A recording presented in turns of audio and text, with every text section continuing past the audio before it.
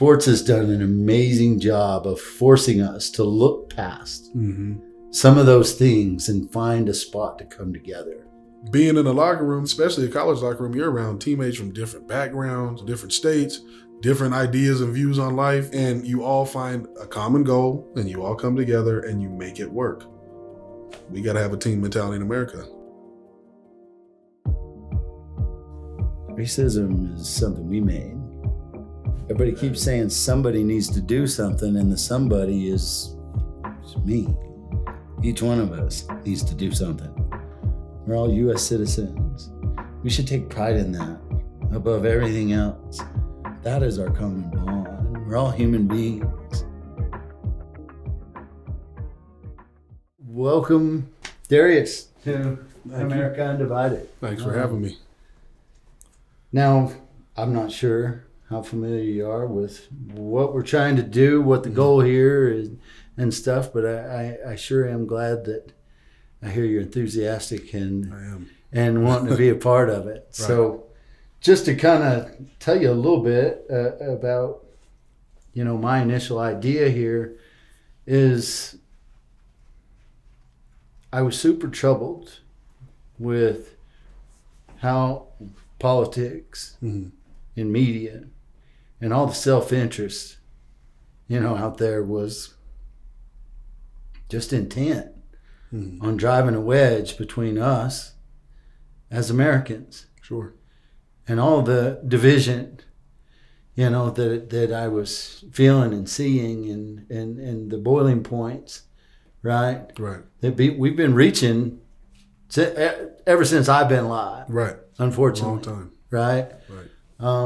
But even over the past few years, which,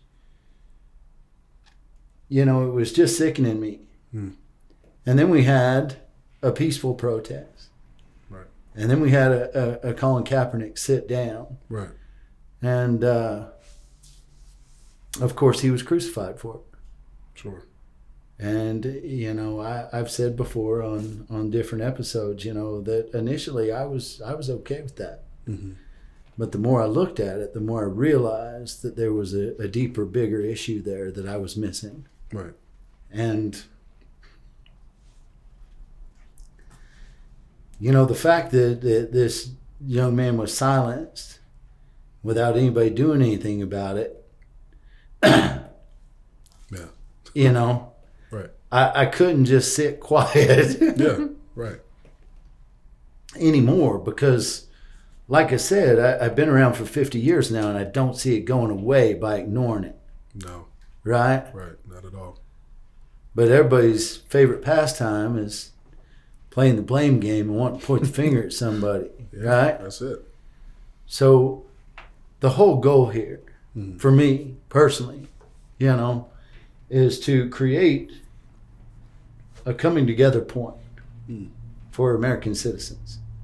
Because believe it or not, America is all of us. It is. Like it or not. Right, it is. America's all of us. Right. The good and the bad. Right. So if you don't like it, then let's work together and fix it. How do we fix it? Right. Right? So I'm all about seeing how we can bring America together and turn the page and end, if we can, racism. So thank you for joining us. I would love to hear some input. Maybe tell us a little bit about yourself, maybe where you've grown up, your ideas or thoughts about something like that. Obviously, my name's Darius Matthews. I've grown up Salt Lake City my whole life. West Jordan is where I was born and raised. Grew up an athlete, loved sports, played college football, got to play at Dixie State, played high school at West Jordan, got to experience life the way I wanted to experience it so far. Now I coach, and I coach because of, some of the reasons that you're talking about now, kind of the divisiveness going on in the world, but more so with the youth, I think. The older generation, to me, they are an example, but the younger people, I just feel like they're the ones that are going to have to bring this thing together. And that's why I want to kind of be in a position to do that with coaching and, everything that I do. But I agree with you on the whole stance. And I think you said it in your introduction without realizing it. Love is that's the key to it all, in my opinion. And there's not enough of it in this world today. I just look around and I feel like, yeah, one side is being mistreated. But at the same time, with certain people being mistreated, how are we going to go about it? How are we going to get people to understand that we are being mistreated? How are we going to get people to join forces? And, you got some people saying, well, Dr. King tried peace. And then you got some people saying, well, Malcolm X tried violence. What do we do now? I think you got to keep going with love, because persistence, I think, is the best formula to any situation. There's a quote. It's a picture of a river running through a rock. It says it's not the power of the river that broke the rock, but it's the persistence of the river that eventually broke that rock.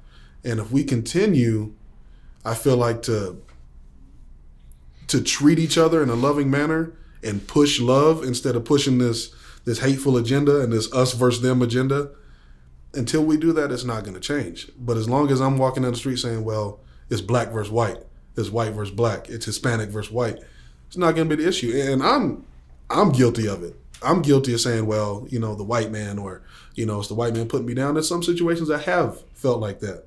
But at the end of the day, if I continue to sit here and say, well, I'm being treated this way, but I'm not doing anything to change it, then how am I a part of the solution at all? I'm just making the problem worse by complaining. And I think action, like Colin Kaepernick did, a loving, silent protest. And some people don't agree with it, but he's fighting for something that's bigger than all of us. It's uniting a country. And I think he's trying to get people to not look at black people or Hispanic people with this sense of fear. Like, oh my gosh, he's got darker skin, he's scary. Automatically, he's scary. We got to get rid of that stigma. And some of us got to get rid of the stigma. Oh, he's white, he doesn't like me. That's kind of where I'm at there. I love what you said when you're like, I'm guilty of it. Yeah. Because, I am. brother, I'm guilty of it. Sure. You know what I mean? Yeah. And I've never been okay with that. Mm-hmm. So, for instance, I'll be driving down the road. Right. Not so much anymore, but, not so damn long ago either. You know what I mean? Right. I'll be driving down the road and I look over and my wife, notice me, make a face, right? Mm-hmm. And she's like, what's the matter with you? Why'd you make that face? Mm-hmm. Well, I was mad at myself. Mm-hmm. She's like, well, what do you mean? Just a thought I had. Mm-hmm. You know what I mean? Yeah, no. All right. And what it was is some bullshit recording, some bullshit thought that I had that was a racist bullshit thought. Mm. You know what I mean? And it bugged me, right, that I would have that. It's like, why did you do that? And I know what it was. It was recorded into me. Yeah. Socially. Growing up in Alabama in 60s, 70s, 80s. You know what I'm saying? That's tough. That's tough. And so we created this. I'd have to agree. And we are perpetuating this story forward. Yeah. And until we are willing to point the finger at ourselves and say, I'm guilty of doing some of these things and I need to do different. Not what is everybody else doing. Right. You know what I mean? The problem's not going to get any better. And the other thing I loved about what you said is you said, I'm coaching because I want to have an influence on kids and I want to make a difference. Right. Where I think I can make the biggest difference. Yep. And unfortunately for somebody like myself, older, you know what I mean? Yeah. The changes, even if it was to change today, might not affect that person. Right. But for my kids and grandkids, I don't want them having to deal with some of the stuff I've been dealing with. Sure. Right. Right, those wrongs. For the past 50 years, you know? So what are we going to do different to create a better story to start teaching that next generation? Nike can do as many commercials as they want to do about it. Right. But I don't think that's going to end up in the history book. Right. Right. What change did it bring? You know what I mean? Right. I'm all for the commercials, but like I said, look what Muhammad Ali did. You know what I mean? He made change, a significant change. Martin Luther King made a significant change. And, my thing is, I think it can't, like I've said earlier, maybe I'm beating a dead horse here, it can't just be one side, or it can't be a certain race of people doing it. It's got to be everybody. Everybody's got to stand up, hey, this is wrong. And wrong is wrong, right is right. And it doesn't matter what color you are. If a fellow American, which this country was built on unity, supposed to be built on escaping the establishment, which was over in Britain, escaping that dominant rule so that we could have that freedom, right? So that we could be independent men and women, have our own freedom, love one another. So if we once had to escape from freedom, why would we want to keep our fellow Americans in bondage? That doesn't make sense. So why wouldn't we try to do everything we could to liberate, not only liberate African Americans from, this stigma that, American other people have put on Black people, but as Black people, why don't we try to free our Caucasian brothers and sisters, Hispanic brothers and sisters from that mental prison? Because not only are you escaping, the stereotypes, I've been put under stereotypes, but I know better. You know what I mean? I know that I'm not what these people try to say I am, and I know that I'm an American. So if I know that I'm free, why can't I set my brother free mentally, through educating him? Hey, man, listen, I'm not mad at you. Maybe you're ignorant to this. Maybe you don't understand this, but I'm here to let you know, no, this is not scary. This is just as American as you are. And at the end of the day, until we all free ourselves mentally, nothing's going to change. And a lot of that is that pride. And in America, there's so much pride here in our hearts as men, especially as men. We don't want to let that go. You might say, oh, I hate that person, but in your heart, no, you love that person, but that pride's not going to let you say that. I think pride and humility pride has to go, humility has to come in. I had two thoughts as you spoke. Mm-hmm. One is, I think that statement you just made with the original founding folks that founded America would probably go a lot easier. Right. But in today's society, people take for granted this country and the freedoms that we have. and they think it's theirs just because, whatever, right? But it's only what it is because of the people that fought for it, gave their lives for it. You know what I mean? That for that freedom. Right. And that, again, I'm not sitting here today having, risked my family and everything else. You know what I mean? Right. Spent a lot more money than I had ever, thought initially for Colin Kaepernick. Right. What I'm sitting here for, talking to you today, and my mission was all about the kid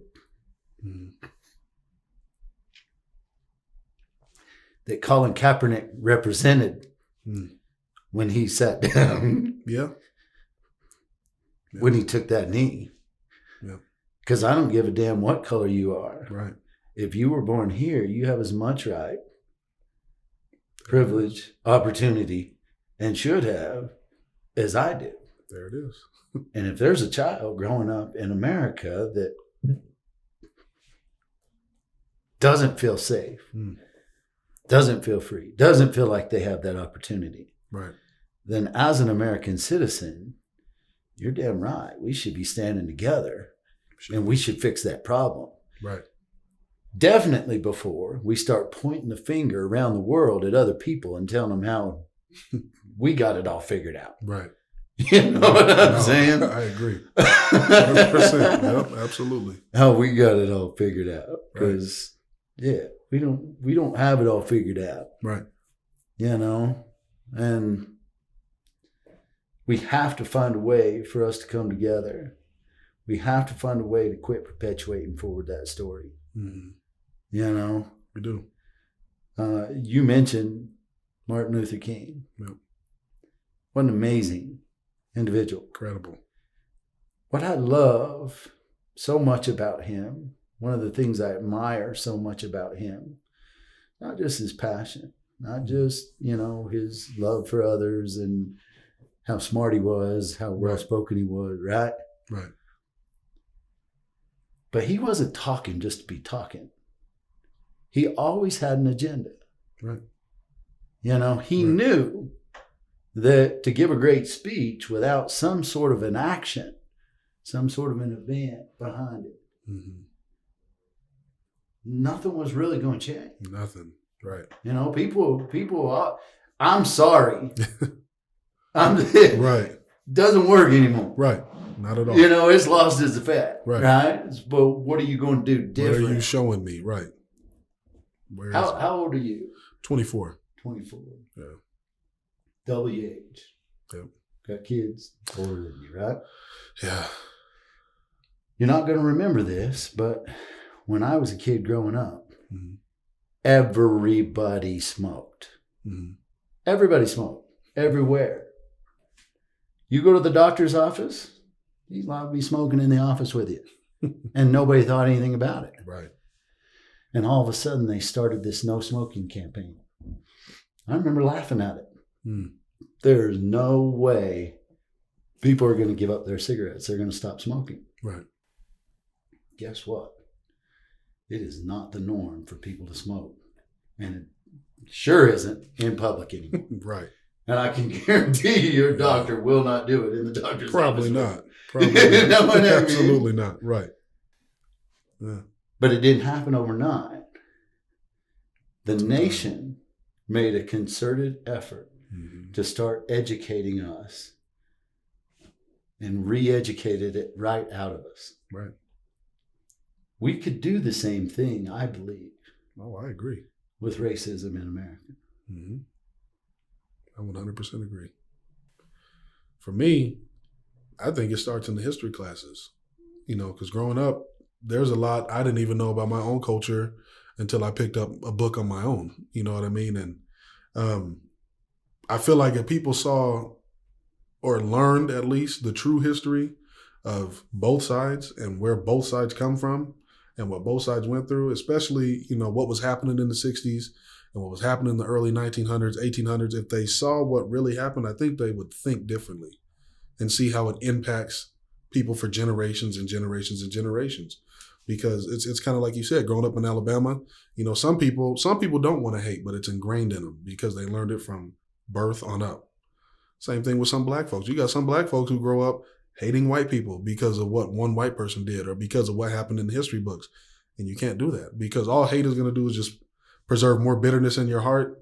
And then you're going to recruit more hate members. You're going to recruit a team of haters. Can't do that. A quote I heard was, if you have an ought with somebody, don't recruit other people to have an ought with them. Keep it to yourself and keep it pushing. If you don't like somebody, you don't like somebody. It doesn't have to be the whole nation. You know what I mean? It doesn't need to be every single person.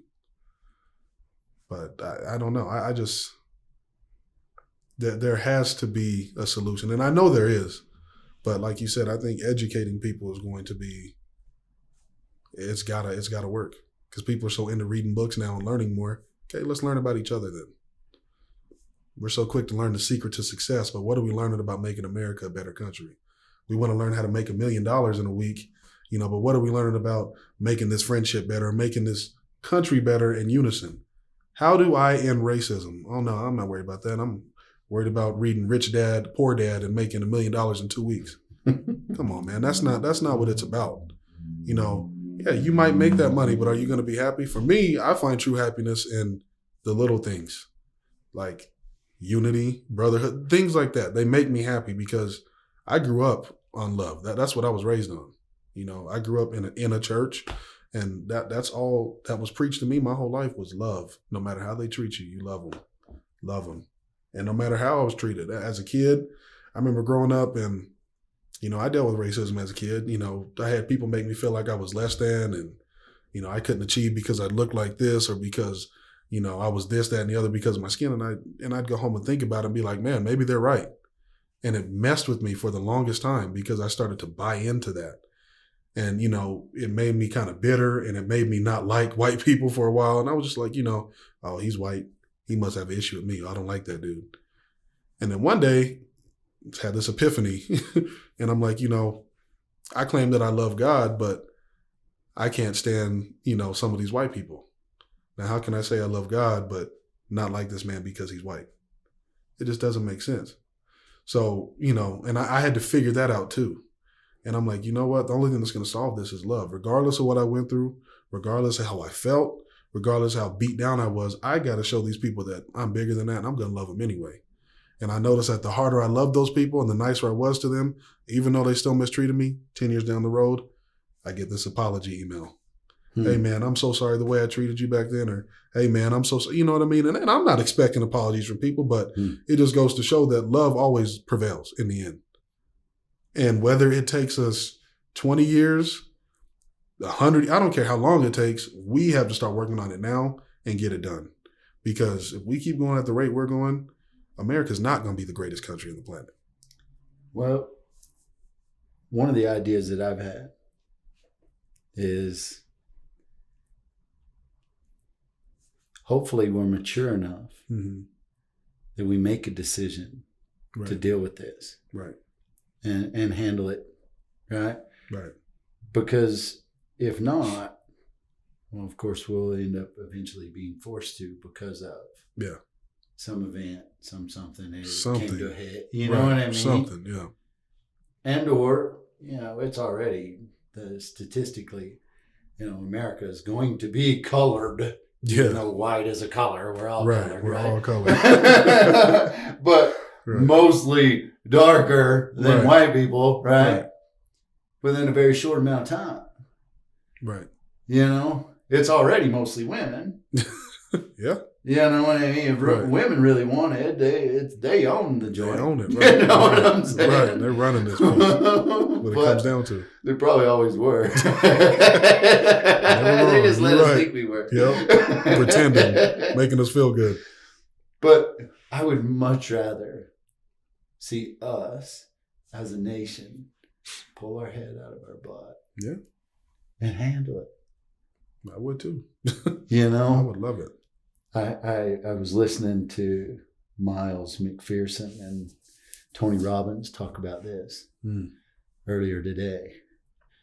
And one of the things Miles McPherson had pointed out is to love somebody that's not like you or somebody that you dislike is to love somebody like God, like your Savior loves. Right.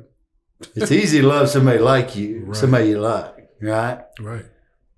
But how do you treat the person that doesn't see things the way you do? You do. Or is different from you? Right. Yeah, that's a big one. Yeah. Dr. Stephen Covey says the key to success is seek first to understand, then to be understood. Yeah. I heard our president sit there and fake news, and just losing his stuff. You know what I'm saying? Right. On TV about all the fake news. Fake news. Yeah. When National Geographic just came out last year saying that we apologize for the fake press that we've been giving African Americans. I call them Black Americans. For the past 40, 50 years. Wow. Been depicting people as, indigenous, shirtless. Right. This, that, you know what I'm saying? Right. That grew up next to me. Right. Exactly. Right. And I think our president would get a lot further if he wasn't whining about the fake news for himself. Yes. And maybe instead of criticizing Colin Kaepernick, he joined that fight. Right. And his fake news was about the fake news on African Americans, not me. Right. I'll be okay. Right. I'm a billionaire. I'm the president. I'm the president. Right. Right. What can you say about me? Right. But we would have accepted it a lot more had he been fighting the fight for somebody other than himself. Right. I agree. I'd like to say I don't have anything to gain by this fight that I've tried to pick up now and be a part of, but I'd be lying. Right. Selfishly, I'm doing this for my kids just as much as your kids. Right. Right. Right. Hmm. It might not affect my life a great deal at this point, but it could affect their life. Right. And generations to come. Right. For a long, long time if we just quit acting like it's not there. It's not a problem. Right. Can't sweep it under the rug.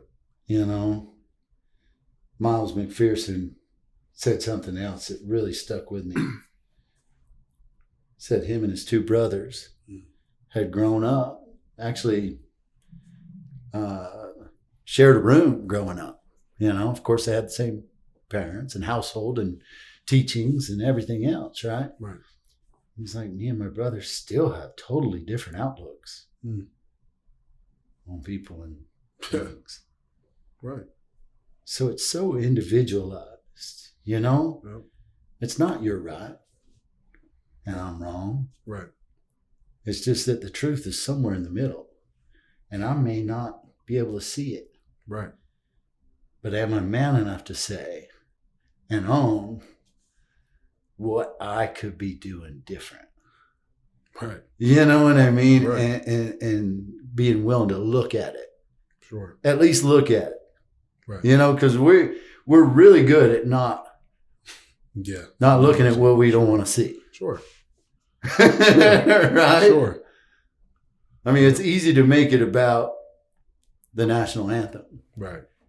And to overlook the fact that police officers were being assassinated, that cities were being burned before this young man decided to sit down. And even football, I look at the football and the fact that the NFL didn't really do anything either, and to me, sports has done such a great job of breaking down those barriers. Right. Yeah. I mean, if you think about it. Yeah. For a long time. Sports has done an amazing job of forcing us to look past some of those things and find a spot to come together. That's why it's such a great thing. Why the heck can't we do that as American citizens? Right. I guess we all need to be in a locker room together to figure that out. I have no idea. Being in a locker room, especially a college locker room, you're around teammates from different backgrounds, different cities, different states, different ideas and views on life, and you all find a common goal and you all come together and you make it work. We got to have a team mentality in America. It comes down to team, right? I mean, we're all in the same team. Right. Once you're part of the team, right, we're all on the same team. Same team. It's not the black team and the white team, it's the and team. The Polynesian team and the Asian team. It's like, no, right. We're all on the same team. We are the same team. Right. Right. And we work together as a team. Right. And you got to help your brother out. If that's the weak point, then we better go over there and help out, Fix right? It. Right. We're not going to sit there and just point the finger and say, "Oh, you lost the game." Right. Right. We all lost. It's like, what do we need to do together? Because it was 60 minutes, and Right. What could we have done better? Not what could we have done better? We as a country. What can we do? What better? could I, as a coach? What could Right. Right. Right. So, one of the questions I like to ask people is, if we gave Darius the opportunity today to rewrite the government it's a big task for the free nation, the leader of the world, would you divide your citizens into races? Wow.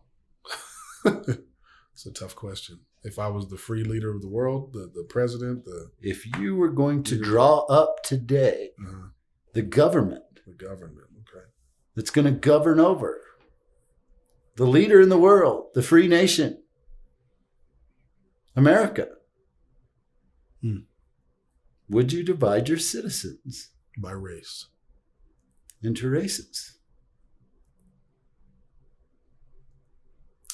You know, when I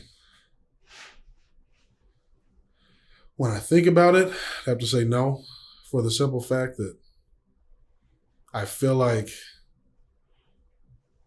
I mean, and you can't act ignorant and act like you don't see that people have different skin color. I mean, that's common sense. I can't be like, oh, I'm colorblind. I don't see that you.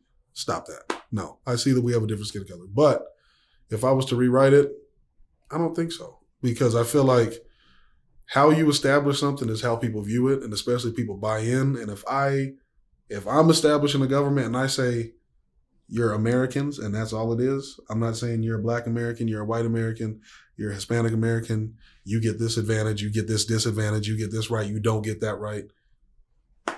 I feel like that makes it all worse. But when you say you're an American, and yes, your skin may be a little darker, whatever it is, you out in the sun a little longer, you went to the beach, stayed outside, whatever.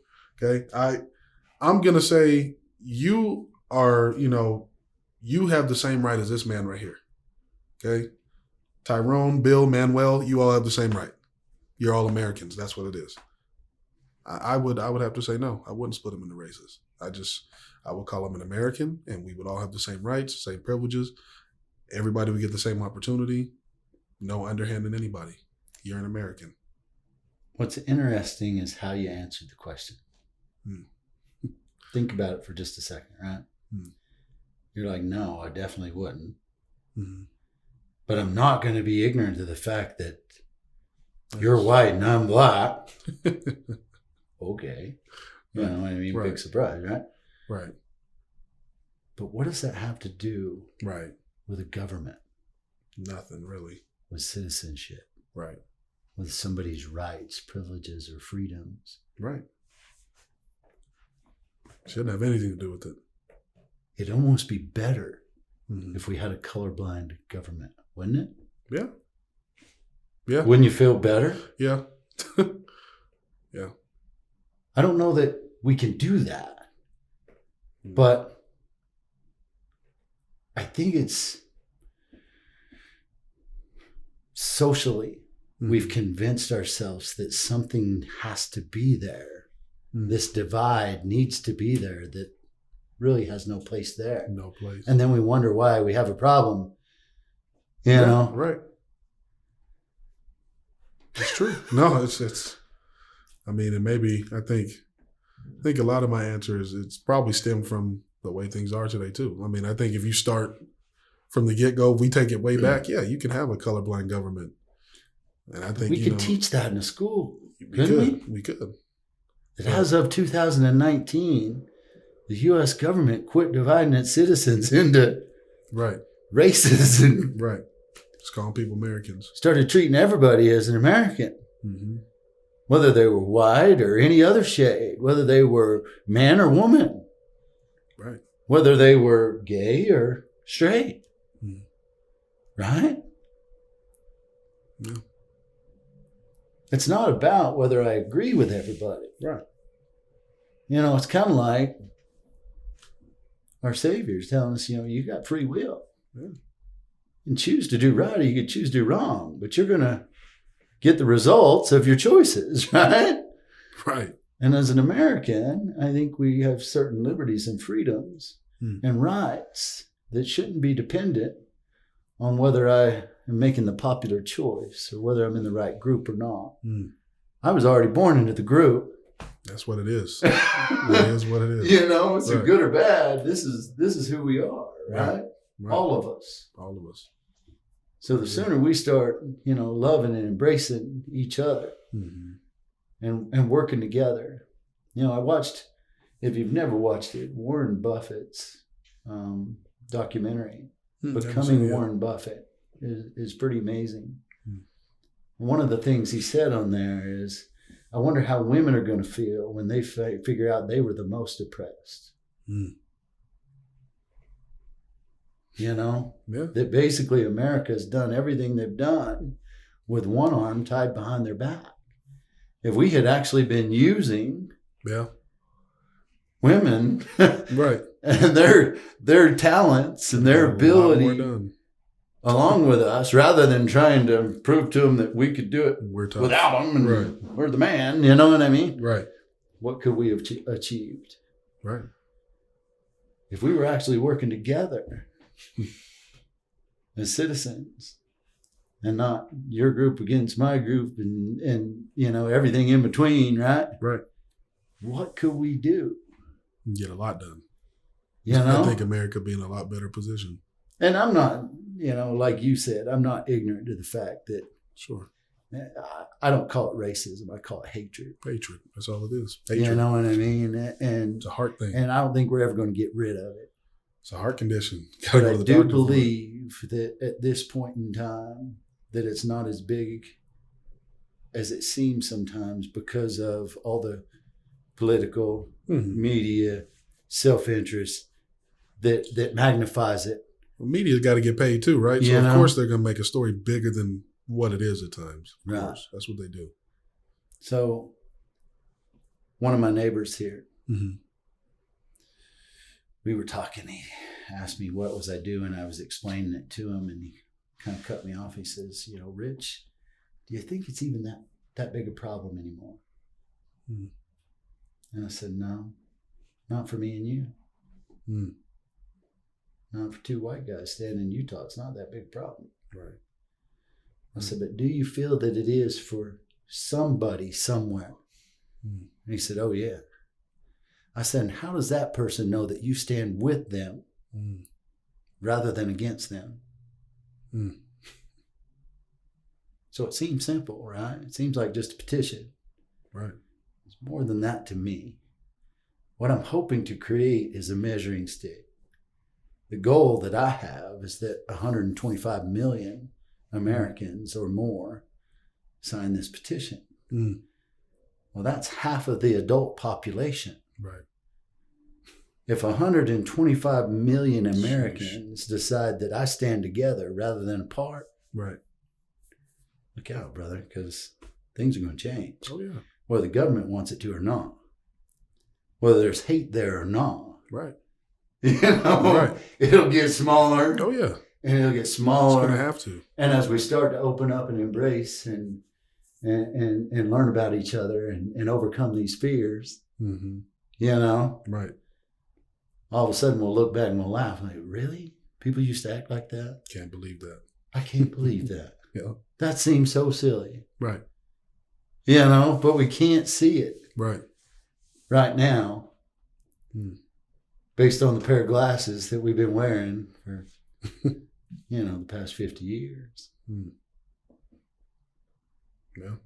A simple meme helped me. Oh, it was interesting. Something you said a minute ago made me think about it, you know. But the Colin Kaepernick thing happened, right? And that kind of set the wheels turning. Yeah. And I started looking a little deeper, and then I didn't like what I was seeing. And then all of a sudden I saw a meme and it said, pro-black is not anti-white. I'm like, holy shit. Yeah. And then, of course, I thought about Stephen Covey and seek first to understand and to be understood. And the more you start looking at things that way, the harder it is to be quiet. Yeah. Yeah. To not want to get involved, to not want to do your part. Do your part, right. Do your part, you know? Right.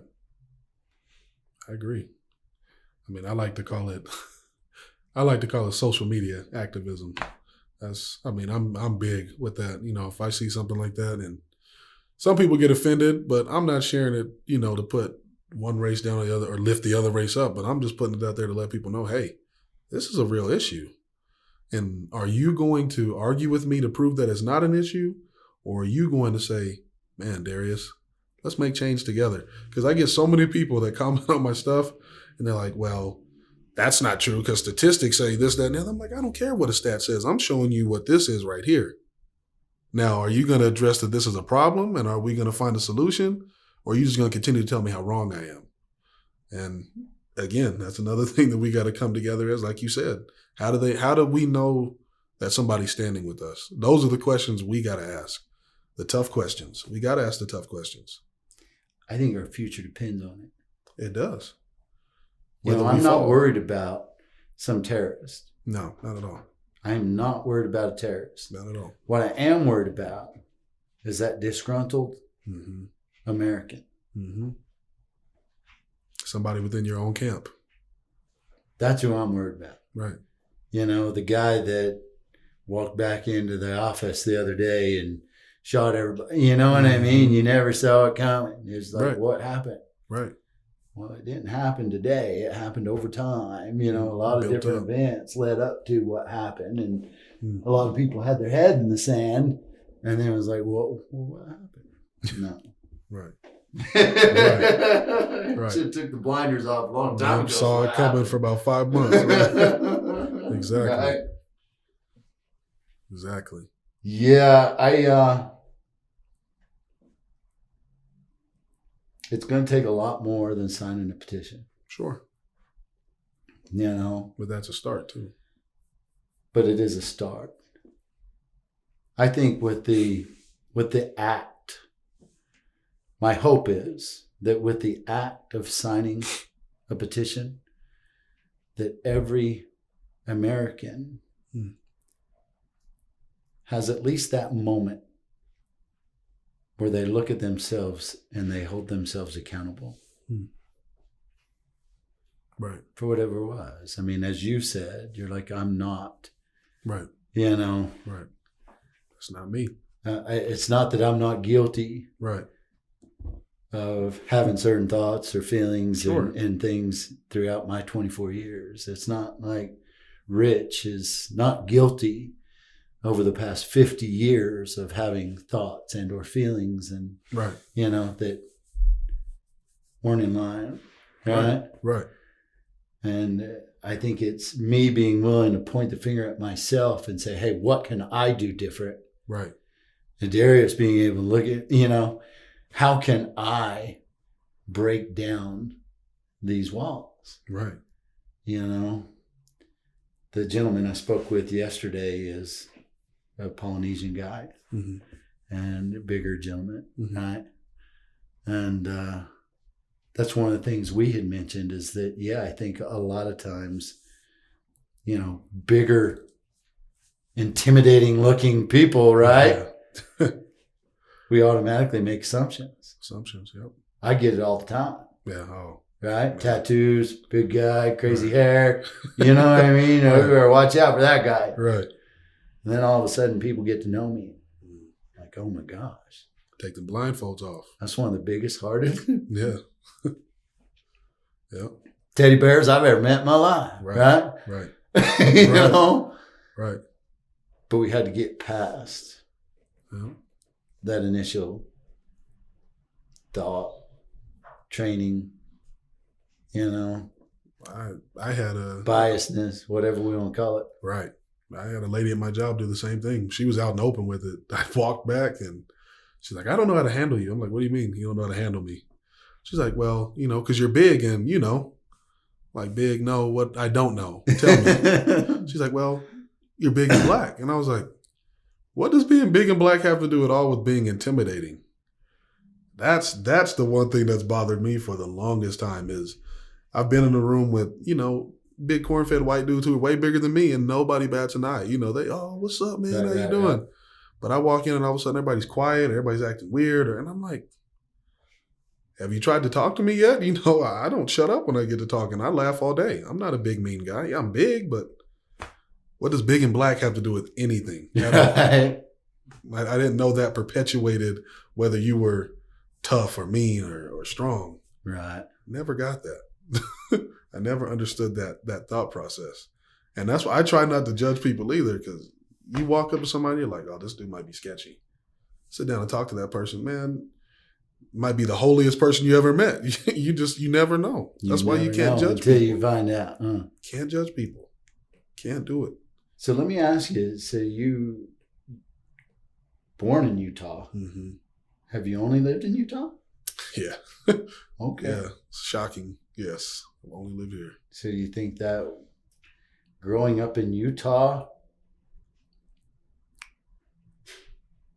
I mean, that's a hard question to answer if you've never lived anywhere else. Do you think that was good or bad as far as, dealing with racism in general or ignorance or biasness, whatever you want to call it? I think in Utah, I dealt with more ignorance than racism because a lot of people out here just don't understand. Yeah.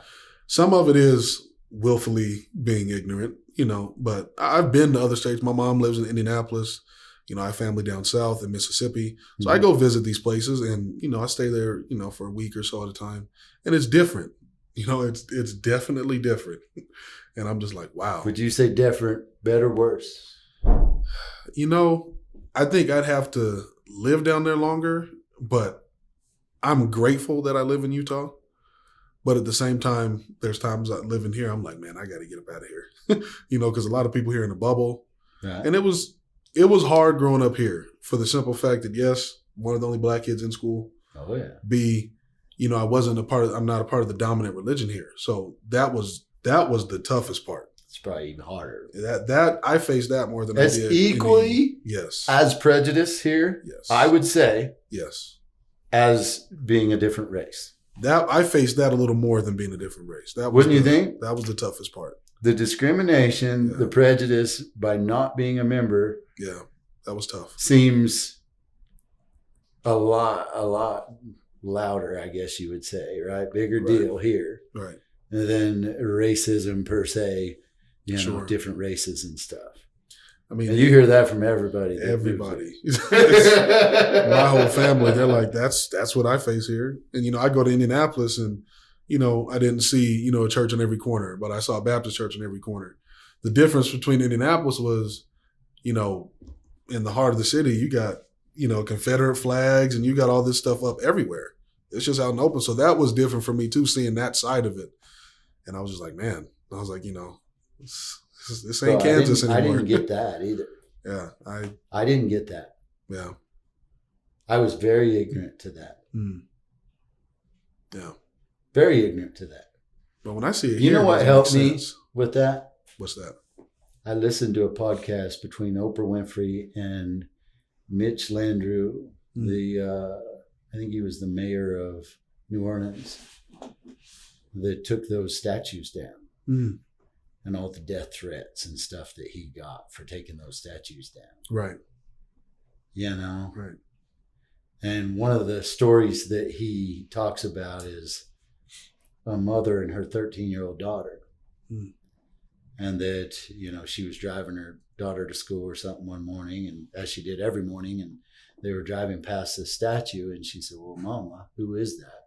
Mm. Oh, well, that's this general. Oh, well, what did he fight? Where did he fight? What did he fight for? Right. Oh, well, he fought in the Civil War. Well, which side did he fight for? Mm. Well, he fought for the other side. Mm. Oh, so he fought against me. He didn't fight for me. It's a tough story to tell. Man. Yeah. That's tough. I couldn't imagine that. I don't think I could imagine having to tell my son, statue out there, this great general, well, who's he fighting for? He didn't fight for you. So, sorry, son. I know you think that's a beautiful statue, but he didn't fight for you. I couldn't imagine that. That's tough to think about. And that's, I kind of sit there in silence thinking about that because I'm just like, how would I take that as a kid? Thinking, man. How would anybody's kid take that? Sure.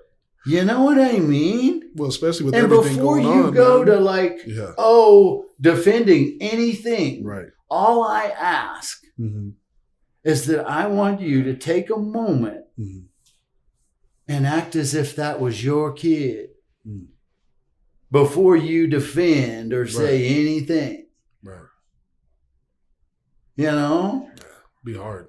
I'm not saying, hey, don't put the guy in a museum, don't whatever, right? Right. And if you look into the back story of all that, it was put up out of hatred. Right. And then there was people defending keeping it there. Yeah. It's tough, especially as the parent. I mean, as a kid, yeah, you got to take that. But as a parent explaining that, I just feel like that would be to any kid. That's just. You should never have to explain something like that Shouldn't. to your child. No. Nope. That was born here. Right. Right. That has as much right. Right. Right. You know, opportunity, liberty, freedom. Right. Should have as much protection as anybody else. Right. Why would I subject my citizen, Right, to something my like that. youth, my future, Yeah, to that? it's called psychological hell. That's the best way to explain it. Stuff like that is the stuff that used to make me think the way I did when I was younger. I just be like, golly. How did you get over it though? See, because even the way you answered the question about the religion, the predominant religion here in town, right? You said you could have easily said a lot of different things and you didn't. You said, you know what, honestly, I think it's mostly out of ignorance. That people don't know better. Sure. Right? Right. Now that's different. You know, if you don't know any better, Right. I can't very well hold you Right. responsible Sure. for what you don't know. You don't know. Right? Right. And so now I need to take the responsibility of trying to educate, trying to help somebody see, Right. learn, you know, This is what it evolve, is. grow, Right. whatever, right? Right. Or either I need to show love and compassion and pity if that's what it takes, right? Right. I'm sad for you that you can't see That you past can't this, see right? this, But right. I've tried everything I could to help you. Right. But yeah, to just like to be able to not, to be able to see with compassion when you could have easily chose different. How did you get to that point? Through not being able to see compassion. That's the easiest answer, because there was a time, you know, you say the N-word around me, okay, I'm gonna knock you out. You know what I mean? Or I'm gonna show you that's not okay. Or, you know, you're acting a certain way, I'm just gonna pop off. Right. And that's the way it was. And sometimes I catch it trying to rise up now, and I'm like, nope, can't do that.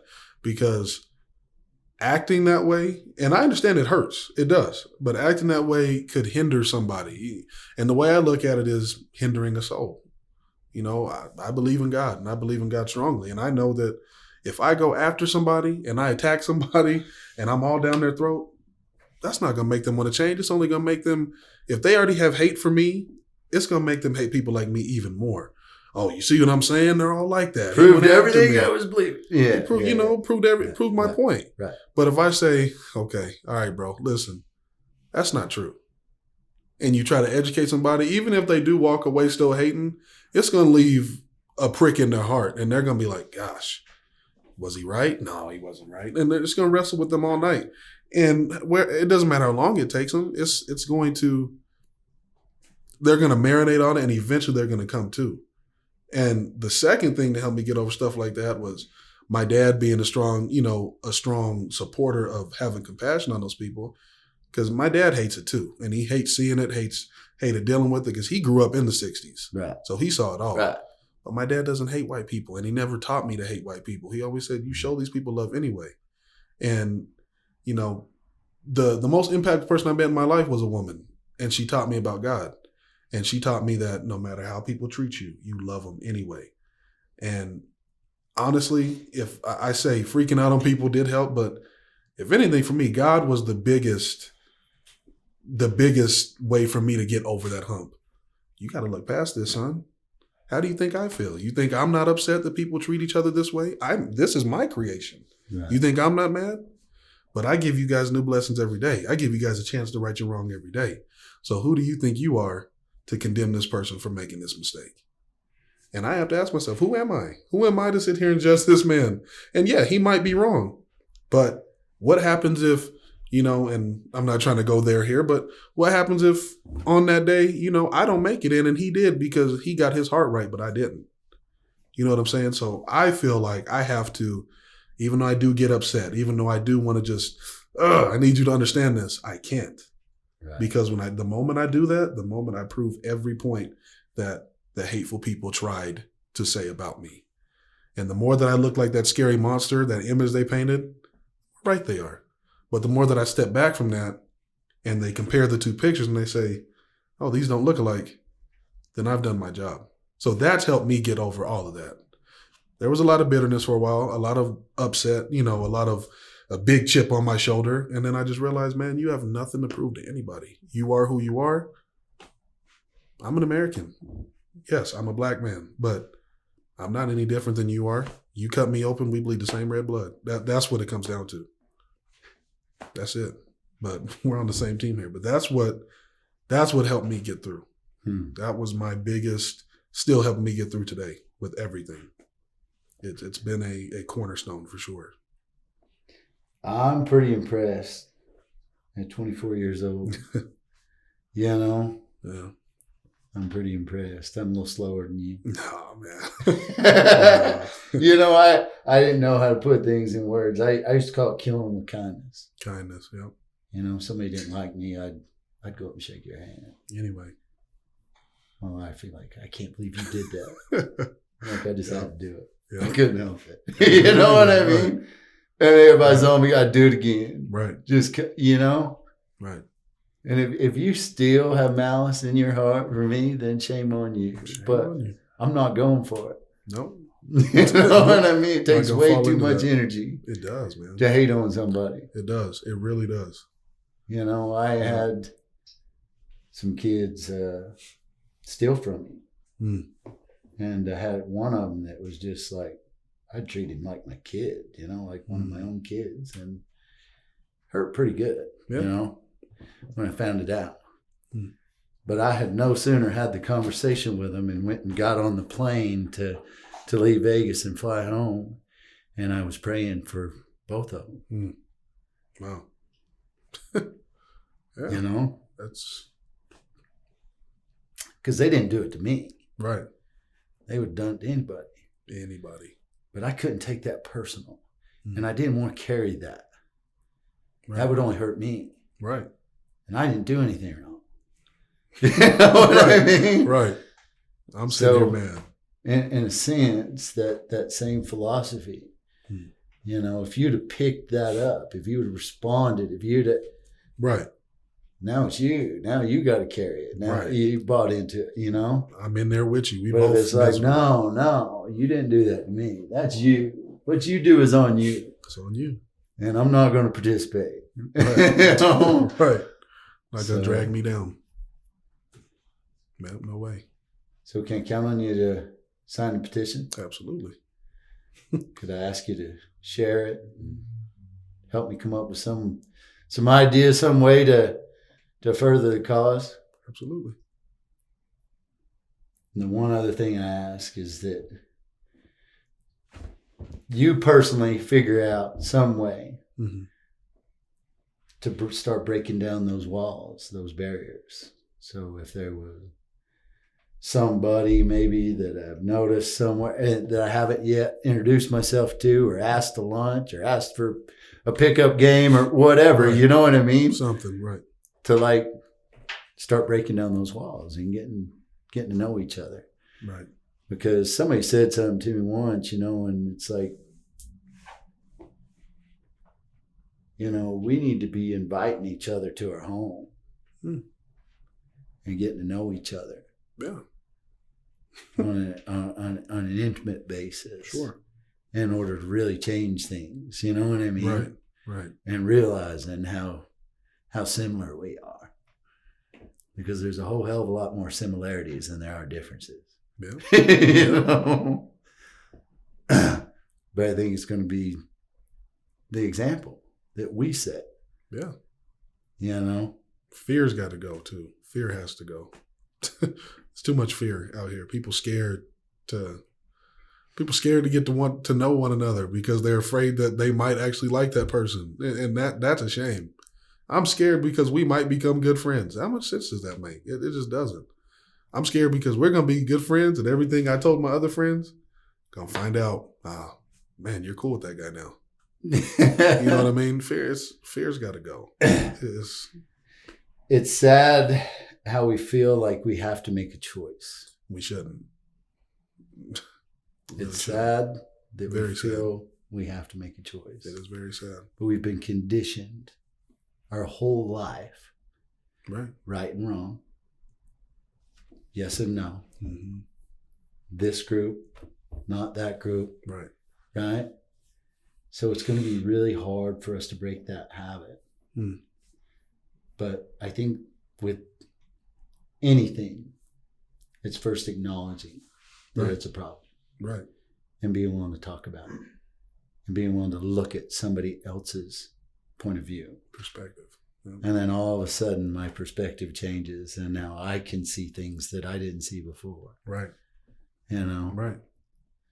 So, brother, I appreciate you coming in and talking to me. I look forward to getting to know you better. I hope we have the opportunity to work together on this, as we go forward. Yeah. Love to. Appreciate it, man. Thanks for having me. Thank you.